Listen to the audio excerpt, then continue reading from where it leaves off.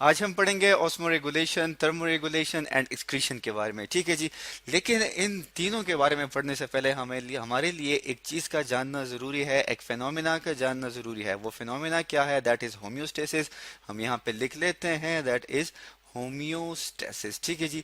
अब होम्योस्टेसिस जो है ये है क्या बेसिकली, या इसका इन तीनों से क्या ताल्लुक है? ठीक है, हमने यहाँ पे लिख दिया दैट इज हेमोस्टेसिस। अब हेमोस्टेसिस किसे कहते हैं? हेमोस्टेसिस को हम इस तरह डिफाइन करते हैं कि हम क्या करें, जो हमारे पास इंटरनल कंडीशंस होते हैं किस चीज़ के, बॉडी के। ठीक है, हम यहाँ पे लिख लेते हैं दैट इज इंटरनल।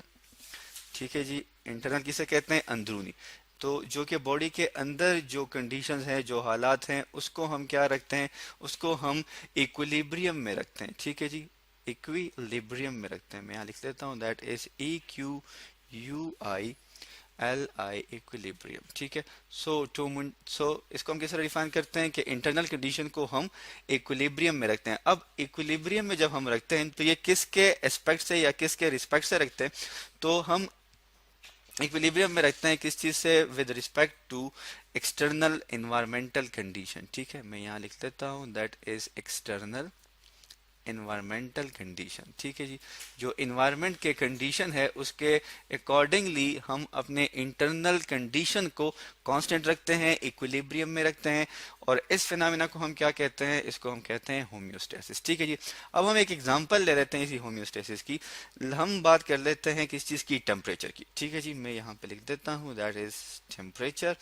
अब टेम्परेचर में मेरे पास होम्योस्टेसिस की एग्जांपल किस तरह आ रही है जी? इसको हम इस तरह डिफाइन कर लेते हैं कि जैसे कि आपको पता है कि ह्यूमन बॉडी की जो इंटरनल टेम्परेचर है उसे हम कहते हैं दैट इज 37 डिग्री सेंटीग्रेड। ठीक है जी। या हम क्या कहते हैं, इसको हम ऐसे भी लिखते हैं, या मोस्टली आपने थर्मामीटर के थ्रू भी देखा होगा, that is from 96 to 97 Fahrenheit. ठीक है जी।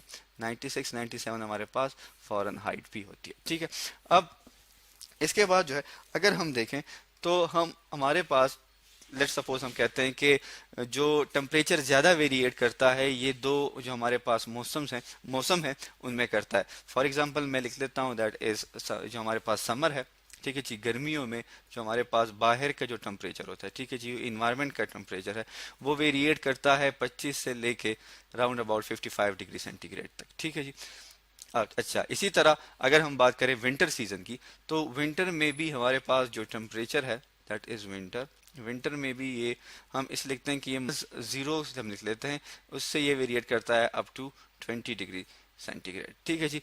अब अगर हम देखें तो इन दोनों टेम्परेचर में वेरिएशन बहुत ज्यादा है, लेकिन गर्मी हो या सर्दी हो हमारे बॉडी का टेम्परेचर जो है वो कांस्टेंट ही रखता है, दैट इज 37 डिग्री सेल्सियस या सेंटीग्रेड भी हम इसे कहते हैं। ठीक है जी। इसी तरह इससे हमें क्या पता चलता है? इससे हमें ये पता चलता है कि ह्यूमन जो है या इंसान जो है वो अपने बॉडी को होम्योस्टेसिस में रखते हैं। अब इस होम्योस्टेसिस को मेंटेन रखने के लिए ह्यूमन को, इंसानों को और किस किस फिनोमिना की जरूरत हो सकती है, या वो किस लिहाज से अपने आप को इक्विलिब्रियम में रखते हैं इंटरनल कंडीशन को? तो हम कहते हैं कि हमारे पास ये तीन प्रोसेस हैं, एक है ऑस्मो रेगुलेशन, एक है थर्मो रेगुलेशन और एक है एक्सक्रीशन। इन तीन प्रोसेसों की वजह से जो ह्यूमन बॉडी है उसका इंटरनल कंडीशन जो है वो कांस्टेंट रहता है। तो सबसे पहले हम बात कर लेते हैं किस चीज़ की? ऑस्मो रेगुलेशन की। ठीक है जी। हम यहाँ लिख लेते हैं दैट इज ऑस्मो रेगुलेशन। मैंने इन वर्ड्स को सेपरेट लिख दिया है। ठीक है जी। ऑस्मो का मतलब क्या है? ऑस्मो का मतलब होता है हमारे पास ऑस्मोटिक प्रेशर। ठीक है, मैं यहाँ लिख लेता हूँ दैट इज ऑस्मेटिक प्रेशर। अब सवाल ये पैदा होता है कि ऑस्मेटिक प्रेशर क्या है?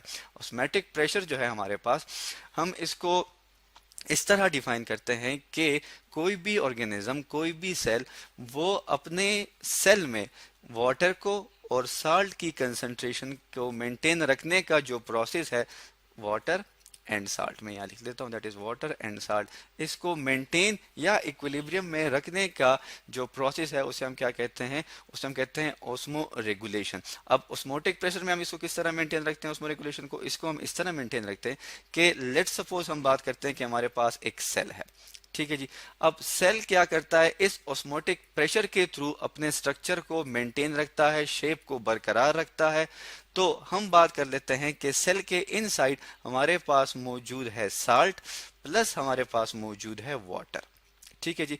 अब साल्ट की जो कंसंट्रेशन है या नमक की जो कंसंट्रेशन है ये इनसाइड द सेल ज्यादा है, इसको हम इस तरह लिख लेते हैं कि इंक्रीज है।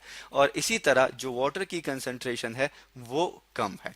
अब जो बाहर का इन्वायरमेंट है, जो कि सेल के बाहर का इन्वायरमेंट है, वहां पे साल्ट की कंसंट्रेशन जो है ये कम है और जो वाटर है उसकी कंसंट्रेशन ज्यादा है, ये भी हमने लिख लिया। अब क्या होगा, अब ऑस्मोटिक प्रेशर किस तरह डेवलप होगा? ऑस्मोटिक प्रेशर इस तरह डेवलप होगा कि बाहर से जो वाटर है ये मूव करेगा इनसाइड, ठीक है जी, और अंदर से जो साल्ट है ये मूव करेगा टुवर्ड्स द आउटसाइड, और इस तरह फिर सेल की जो शेप है वो मेंटेन रहेगी, बरकरार रहेगी। और इस कंप्लीट प्रोसेस को हम क्या कहते हैं? दैट इज ऑस्मोरेगुलेशन, जिसमें कोई भी बॉडी, कोई भी सेल अपने अंदर क्या करता है, वाटर एंड साल्ट की कंसंट्रेशन को मेंटेन रखता है। अब हम आगे बढ़ते हैं और देखते हैं कि हमारे पास थर्मोरेगुलेशन क्या है। ठीक है जी, हम यहाँ पे लिख लेते हैं दैट इज थर्मोरेगुलेशन। ठीक है जी, दैट इज THERMO, थर्मोरेगुलेशन। ठीक है जी। अब थर्मोरेगुलेशन हम किस तरह डिफाइन करते हैं? थर्मोरेगुलेशन को हम इस तरह डिफाइन करते हैं कि ये वो प्रोसेस है जिसके थ्रू हम क्या करते हैं, इंटरनल बॉडी टेम्परेचर को मेंटेन रखते हैं। ठीक है, हम यहाँ लिख लेते हैं that is internal body temperature. ठीक है जी, that is internal body temperature, इसको हम मेंटेन रखते हैं, बरकरार रखते हैं। अब थर्मोरेगुलेशन की क्या ज़रूरत है? थर्मोरेगुलेशन की ज़रूरत ये है कि लेट्स सपोज हम बात कर लेते हैं इंजाइम्स की। ठीक है जी, इंजाइम की बात हम क्यों कर रहे हैं जी? इंजाइम की बात हम इसलिए कर रहे हैं कि हमने एग्जाम्पल के तौर पे लिया ह्यूमन बॉडी को। अब ह्यूमन बॉडी में जितने भी प्रोसेसेस होते हैं, जितनी भी ब्रेकडाउन होती है, उन सब में हमें तकरीबन ज़रूरत होती है इंजाइम्स की।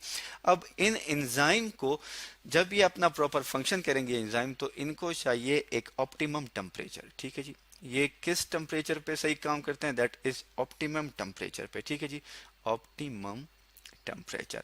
और ह्यूमन बॉडी में ऑप्टिमम टेम्परेचर हमारे पास क्या होता है? That is 37 degree Celsius. ठीक है जी। अब खुदा ना खास्ता अगर ये टेम्परेचर बिलो हो जाता है, 37 से कम हो जाता है, तब इंजाइम जो है वो डीएक्टिवेट हो जाते हैं।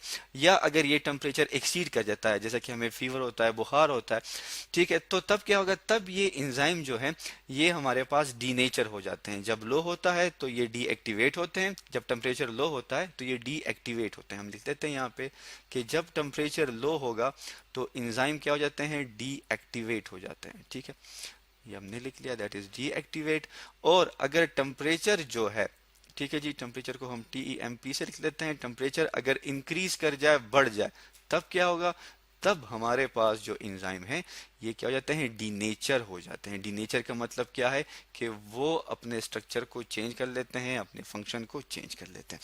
तो ये था हमारे पास थर्मोरेगुलेशन। अब हम बात कर लेते हैं नेक्स्ट फिनोमिना की, जो कि हमारे पास क्या है? एक्सक्रीशन है। ठीक है जी, एक्सक्रीशन हम किसे कहते हैं? एक्सक्रीशन हम कहते हैं मेटाबॉलिक वेस्ट के रिमूवल को। मैं लिख लेता हूँ क्या है? That is removal of metabolic waste. ठीक है, मेटाबॉलिक वेस्ट हमारे पास क्या है?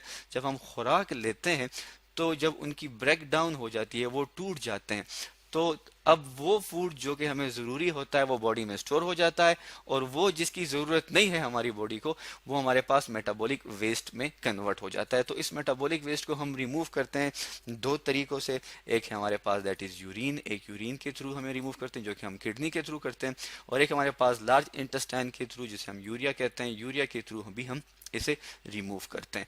तो आज हमने पढ़ा किस चीज़ के बारे में जी? आज हमने पढ़ा दैट इज ऑस्मोरेगुलेशन, थर्मोरेगुलेशन, जो कि हमारे पास क्या है? हमारे पास डिफरेंट प्रोसेसेस हैं। फिर हमने हेमोस्टेसिस को डिफाइन किया। हेमोस्टेसिस हमारे पास वो कंडीशन है जिसमें हम इंटरनल बॉडी कंडीशन को इक्विलिब्रियम में रखते हैं। फिर हमने बात की ओस्मोरेगुलेशन की, किस तरह हम ओस्मोरेगुलेशन के थ्रू क्या कर सकते हैं? अपने बॉडी को मेंटेन रख सकते हैं। ह्यूमन बॉडी में अगर हम बात करें ओस्मोरेगुलेशन की, तो किडनीज जो हैं वो इसकी एग्जाम्पल है कि वो क्या करते हैं? यूरिन की फॉर्मेशन करते हैं, या उसमें जो हमारे पास नेफ्रॉन है वो ओस्मोरेगुलेशन का फंक्शन परफॉर्म करता है। और उसके बाद फिर हमने डिस्कस किया थर्मोरेगुलेशन को, जिसमें हमने एंजाइम्स को एग्जाम्पल के तौर पे एक्सप्लेन किया, और इसी तरह फिर हमने एक्सक्रीशन को भी डिस्कस किया। तो आज हमने पढ़ा ऑस्मोरेगुलेशन, थर्मोरेगुलेशन एंड एक्सक्रीशन के बारे में।